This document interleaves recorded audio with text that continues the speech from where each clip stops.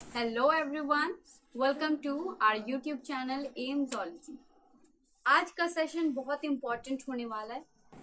तो आज के इस सेशन में हम प्रैक्टिकल के बारे में डिस्कस करने वाले हैं। ओके, अगर आपका ऑनर्स ज़ोलॉजी है, बॉटनी है, केमिस्ट्री है, यहाँ पे डेफिनेटली प्रैक्टिकल जरूर होंगे। ठीक है, तो अगर आपका ऑनर्स पेपर ज़ोलॉजी है तो आपके लिए ये बहुत इंपॉर्टेंट सेशन रहने वाला है। किन किन टॉपिक्स को आपको प्रिपेयर करना है ये बहुत जरूरी है। प्रैक्टिकल एग्जामिनेशन होता कैसे है, ठीक है, इन सारी चीजों के बारे में हम इस वीडियो में चर्चा करने वाले हैं।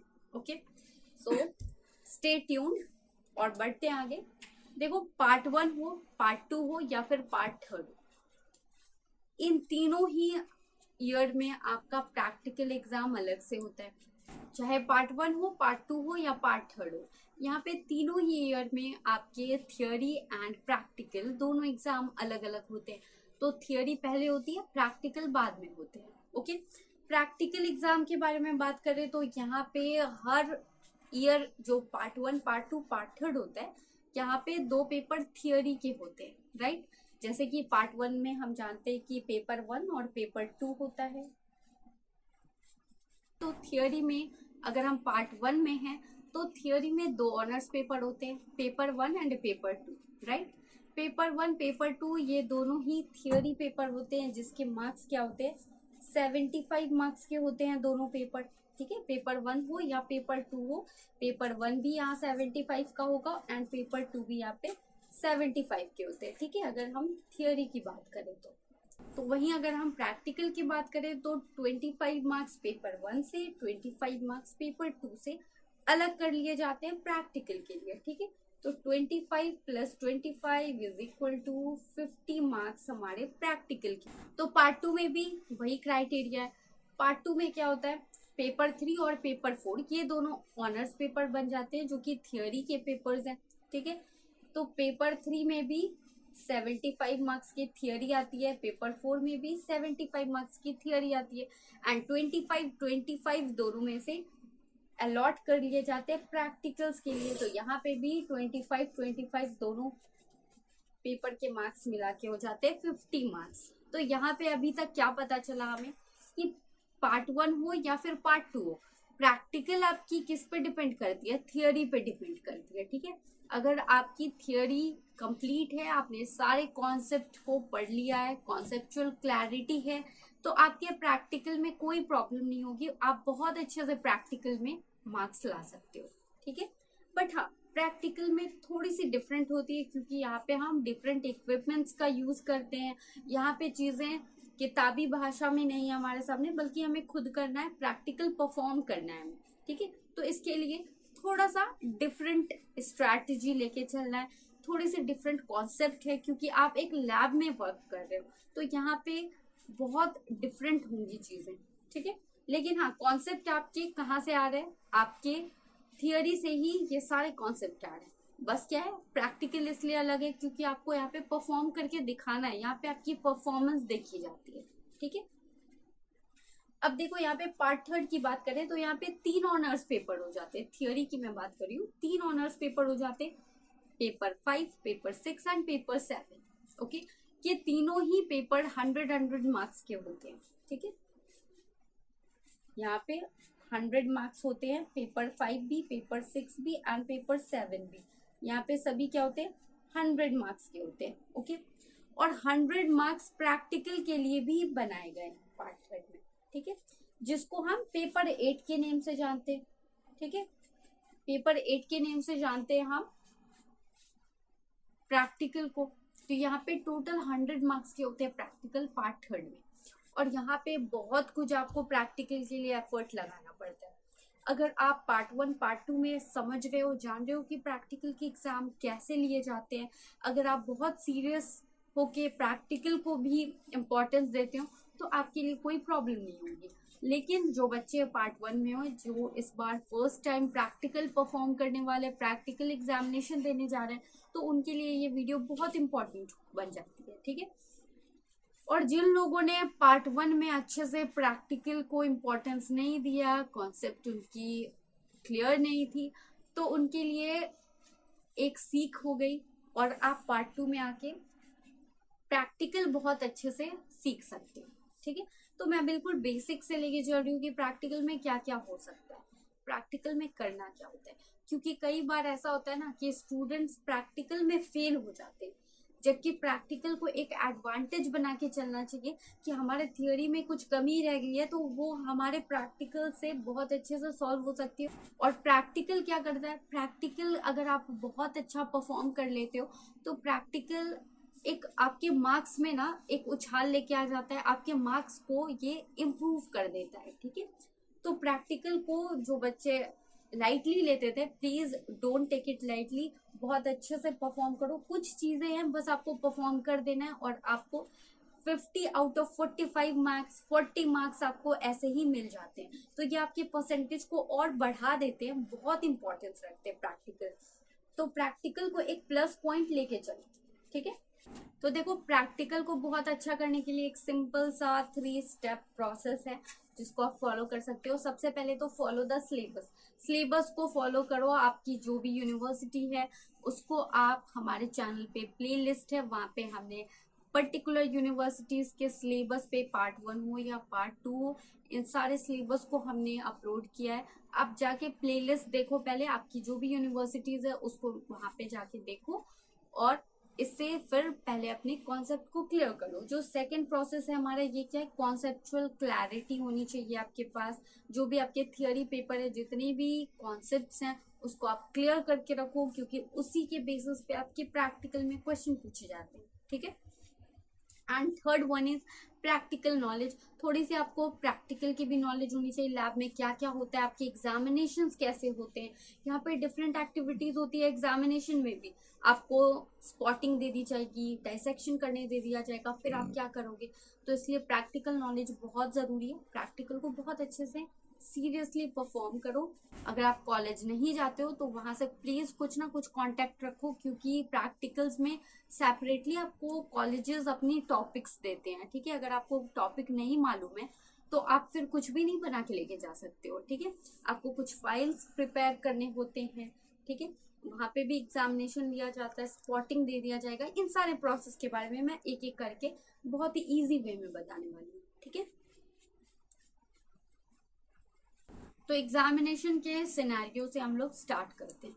ठीक है, देखो जो जोलॉजी ऑनर्स का एग्जाम है, स्पेशली जो प्रैक्टिकल एग्जाम है, उसके बारे में हम सिर्फ इस पर्टिकुलर सेशन में डिस्कस कर रहे हैं। ठीक है, तो जो आपके जोलॉजी प्रैक्टिकल के एग्जाम है, ये टोटल 6 आवर्स के होते हैं, बट ये सिर्फ कहने के लिए आपको 2-3 आवर्स देके बस खत्म कर दिया जाता है। प्रैक्टिकल टोटल 6 के 6 घंटे आपको नहीं दिए जाएंगे। ठीक है, तो 3 से 4 घंटों में आपका प्रैक्टिकल फिनिश हो जाता है।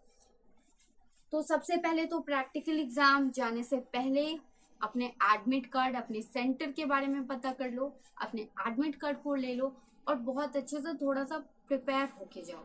ठीक है, आपकी जो ड्रेसिंग सेंस है उसमें भी थोड़ा सा इम्प्रूव करो, ज्यादा जरूरत नहीं है बट फिर भी एक वेल ड्रेस्ड होनी चाहिए आपकी। आपके जो एग्जामिनेशन से रिलेटेड पेपर्स है, जैसे कि एडमिट कार्ड है, कॉलेज आईडी है, आपके रोल नंबर आपको मालूम होने चाहिए बहुत अच्छे से। ठीक है, क्योंकि कॉलेज का, किसी किसी कॉलेज में क्या होता है, कॉलेज का रोल नंबर अलग होता है, जब आप एग्जामिनेशन हॉल में बैठते हो तो एग्जामिनेशन के अकॉर्डिंग आपका रोल नंबर अलग होता है, तो इसका बहुत ध्यान रखो। ठीक है, अगर आपके पास कॉलेज आईडी है तो वो जाके देखो, उसमें वहां पे आपका रोल नंबर होगा, या फिर आप अपने प्रोफेसर से जरूर पूछ लो कि आपका क्लास में रोल नंबर क्या है, कॉलेज के हिसाब से आपका रोल नंबर क्या है।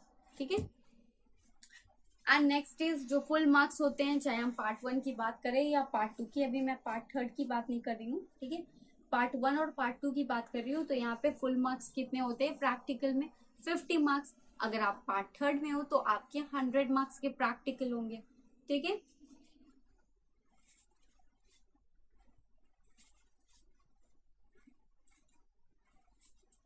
तो ये 50 मार्क्स कहाँ से आते हैं प्रैक्टिकल में, पार्ट 1 और पार्ट 2 में, ये आप समझ चुके हो। 75 मार्क्स आपके थियोरी से ही 25 मार्क्स अलॉट कर लिए जाते हैं प्रैक्टिकल के लिए।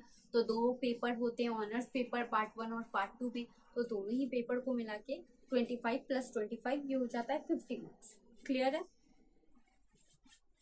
तो देखो एग्जामिनेशन जब होता है प्रैक्टिकल का तो क्या क्या होता है।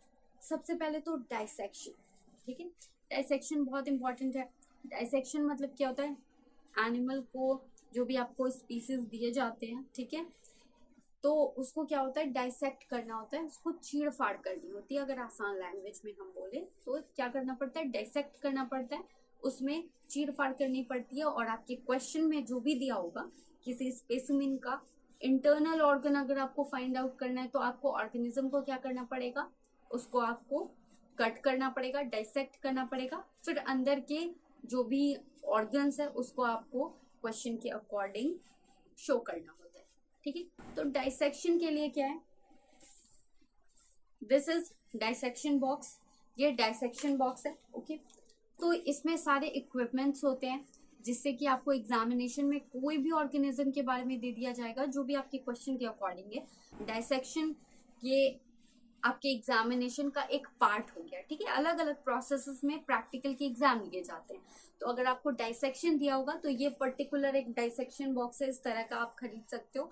नेक्स्ट वीडियो में हम सिर्फ डाइसेक्शन बॉक्स के ऊपर में वीडियो बनाने वाले हैं, इसमें हम हर एक बेसिक चीजों को बताने वाले कि डाइसेक्शन बॉक्स को यूज कैसे किया जाता है, इसमें जितने भी इक्विपमेंट्स है इसके बारे में हम नेक्स्ट वीडियो में बताने वाले, ठीक है। सो डाइसेक्शन के लिए मेक श्योर कि आप किसी से बोरो कर लो, अपने सीनियर्स से ले लो या फिर खुद का खरीद सकते हो, डाइसेक्शन बॉक्स होना जरूरी है, ठीक है।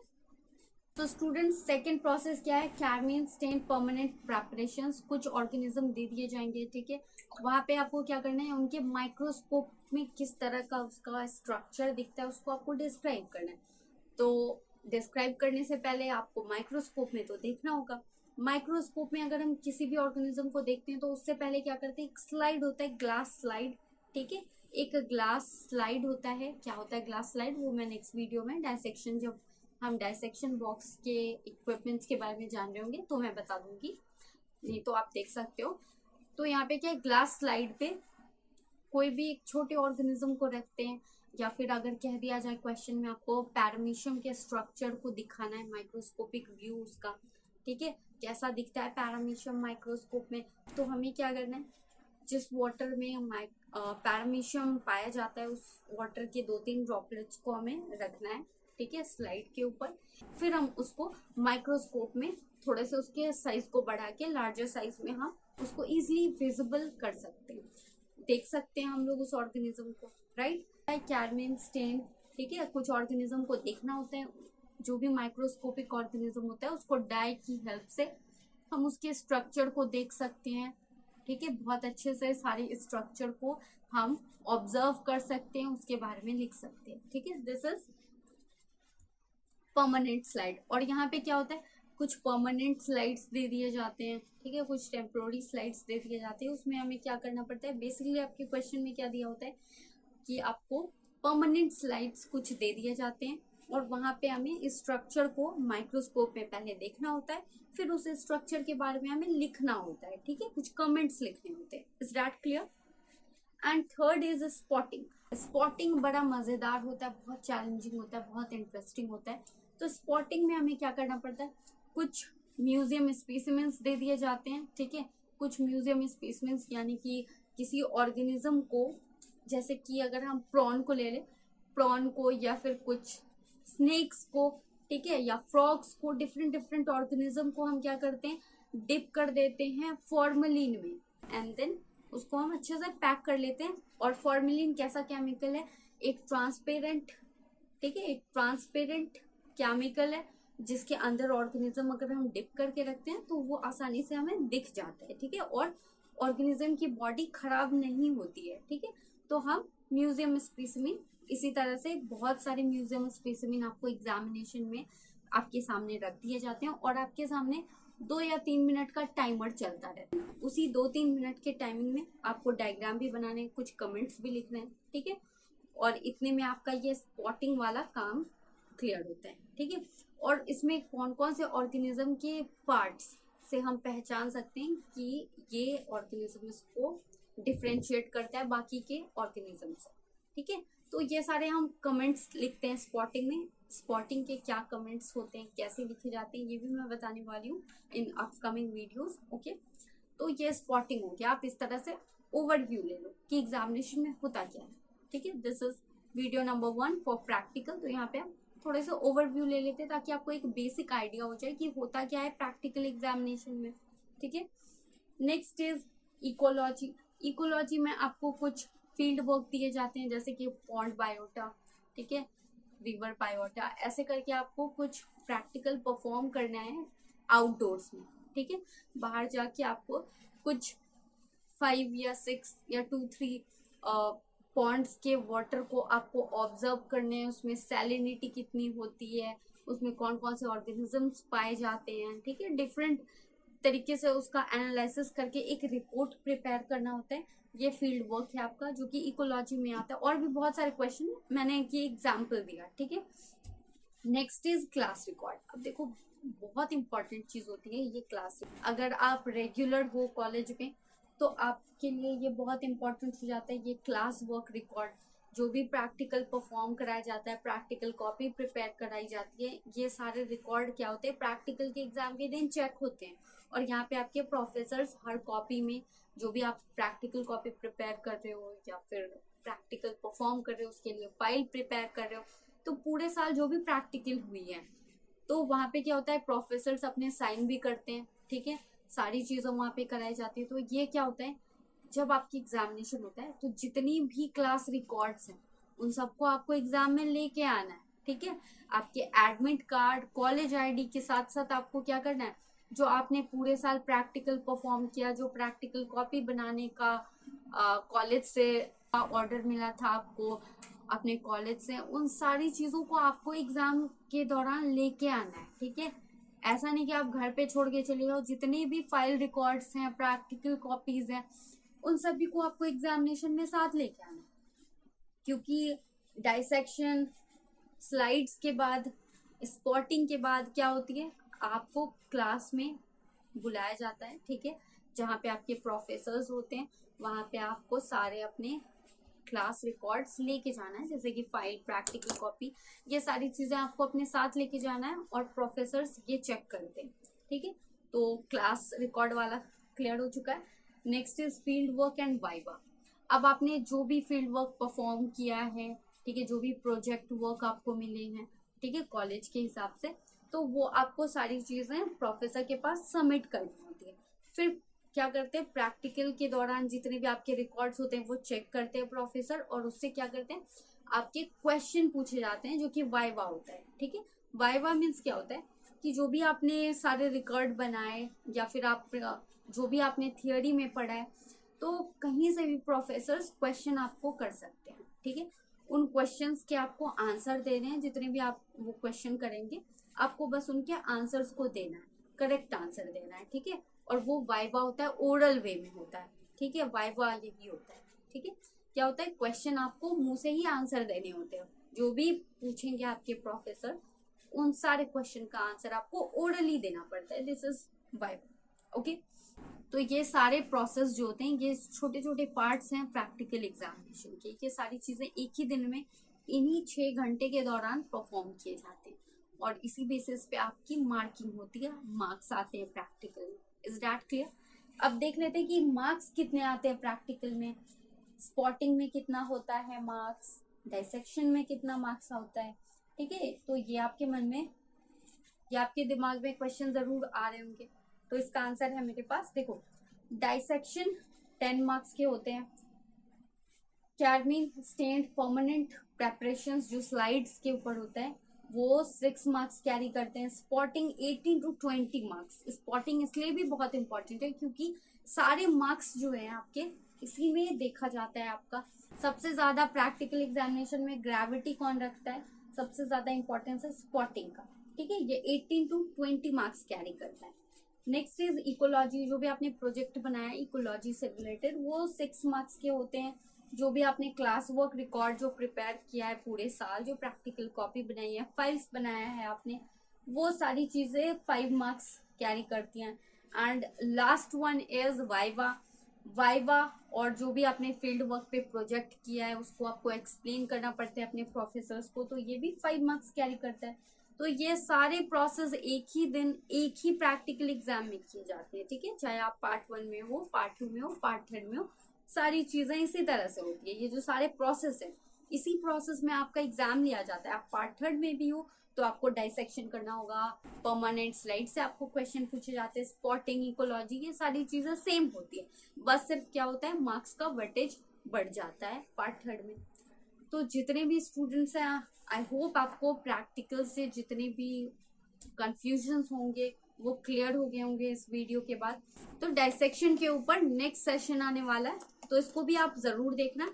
एंड स्पॉटिंग में हम क्या परफॉर्म करते हैं, स्पॉटिंग में कमेंट्स कैसे लिखने चाहिए, स्पॉटिंग में क्या करना होता है, कैसे हम सारे ऑर्गेनिज्म को पहचान ले, स्पीसीमीन्स देखिए, और किस तरह के डायग्राम बनाने चाहिए, कैसे डायग्राम बनाना है, ये सारी चीजों की कंफ्यूजन नेक्स्ट आने वाले अपकमिंग वीडियोस में आपको देखने को मिलेंगे। So don't miss that session. अपने फ्रेंड्स के साथ इस सेशन को जरूर शेयर कीजिएगा ताकि उनके प्रैक्टिकल से रिलेटेड कंफ्यूजन्स खत्म हो। ओके, सो मिलते हैं नेक्स्ट सेशन में, तब तक के लिए thank you and stay fit.